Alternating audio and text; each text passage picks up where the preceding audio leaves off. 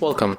If you want to customize keyboard theme with your own picture or photo in XIAOMI Mi 10T Pro, at the first you have to go for the settings. Next you have to scroll down and find additional settings.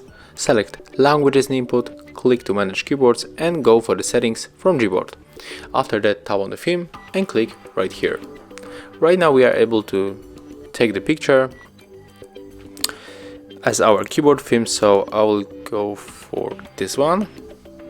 Right now we are able to scale picture. I will take this part, click next. Here we can set up the transparency, so I'm going for 68%. Click done, click apply, and as you can see right now our keyboard theme has changed. Thank you guys for watching, leave thumbs ups, comments and subscribe to our channel. See ya!